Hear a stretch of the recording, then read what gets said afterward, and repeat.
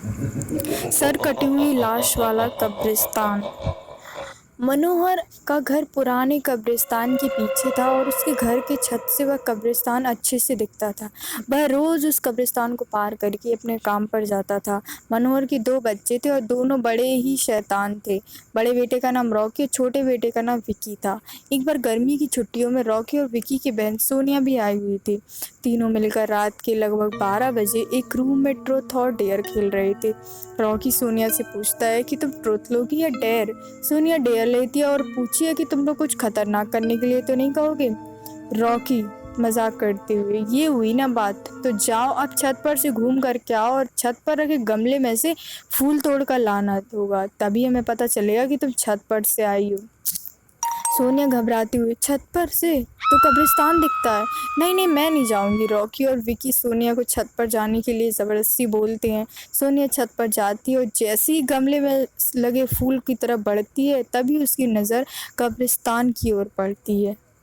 कब्रिस्तान में एक बड़ा सा सूखा पेड़ है। वह देखती है कि उस पेड़ पर एक सर कटी हुई लाश लटक रही होती है। सोनिया उसे देखती है और ज़ोर से चिल्लाती हुई बेहोश हो जाती है। फिर जब सोनिया बहुत देर तक छत पर से नहीं लौटती है तो रॉकी और विक्की दोनों डर जाते हैं और वह छत पर जा कर के देखते हैं तो पाते हैं कि सोनिया बेहोश पड़ी है।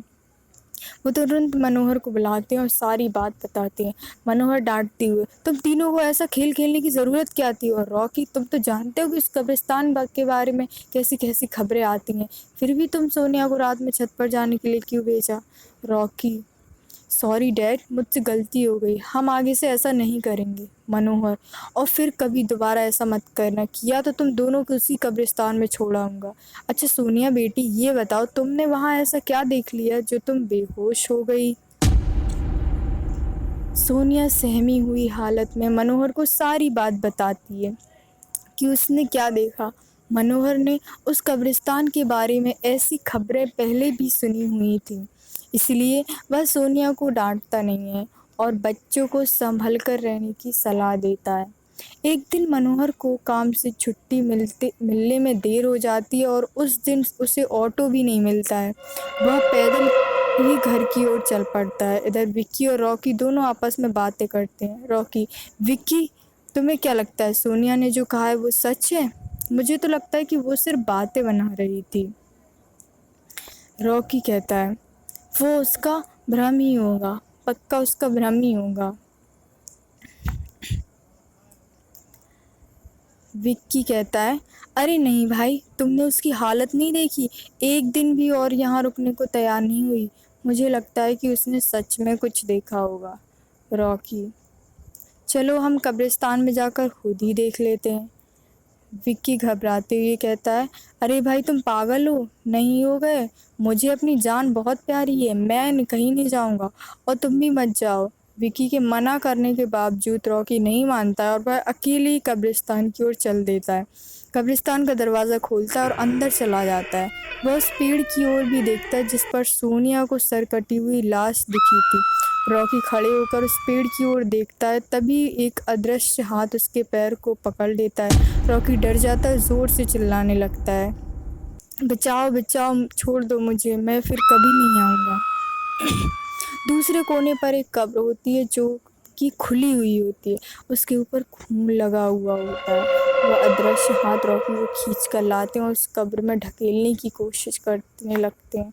रॉकी चिल्लाता है, छोड़ दो मुझे, मुझसे गलती हो गई है, मैं फिर यहाँ कभी नहीं आऊँगा, मुझे मत मारो, मुझे जाने दो। मनोहर काम से पैदल घर पहुंचने वाला ही होता है। जैसे ही वह कब्रिस्तान से गुजरता है उसे रॉकी की आवाज़ सुनाई देती है, मनोहर, ये क्या है। ये तो रॉकी की आवाज़ लगती है, ये तो कब्रिस्तान से आ रही है, मुझे जा कर के देखना चाहिए। मनोहर कब्रिस्तान में चारों ओर देखता है लेकिन रॉकी कहीं नहीं दिखाई देता। वह घर लौट कर आ जाता है और विक्की से पूछता है कि रॉकी कहाँ है। तब विक्की बताता है कि पापा मेरे बार बार मना करने के बावजूद भी रॉकी कब्रिस्तान में चला गया। वो जानना चाहता था कि सोनिया जो कह रही थी वो सच है या नहीं। मनोहर कहता है कि हमारे पास समय बिल्कुल भी नहीं है, जाओ घर के मंदिर में शंख में जो जल रखा है वो जल्दी से लेकर आ। हमें रॉकी को खोजने कब्रिस्तान जाना पड़ेगा। विक्की वो जल लेकर आता है। मनोहर और विक्की कब्रिस्तान में जाते हैं। मनोहर जाल छिड़कता है, फिर उसे किसी घसीटने का निशान दिखाई देता है। वह समझ जाता है और फिर उस निशान को पीछा करते हुए कब्र तक पहुंच जाता है। मनोहर कब्र के आसपास जल छिड़कता है और कब्र से अजीब अजीब आवाज़ आने लगती है। विक्की बहुत डर जाता है। मनोहर, मुझे लगता है कि श्रापित प्रेत आत्माओं ने रॉकी को इस कब्र के अंदर कैद कर लिया है। हमें जल्दी इसे निकालना होगा। तुम्हें ये पवित्र जल आसपास छिड़कते रहो, इससे हमें वो प्रेत आत्माएं कोई नुकसान नहीं पहुंचा पाएंगे। मैं कब्र को खोलने की कोशिश करता हूँ। मनोहर उस कब्र को खोलने की बहुत कोशिश करता है। अंत में वह कब्र खुल जाती है। उसके अंदर रॉकी लथपथ बेहोश पड़ा होता है। मनोहर रॉकी को लेकर हॉस्पिटल जाता है। उसकी हालत बहुत गंभीर होती है। उस दिन के बाद मनोहर को वह घर को छोड़कर शहर से दूर एक दूसरे घर में अपने परिवार के साथ रहने लगता है। Thanks for watching. Please like, share and subscribe.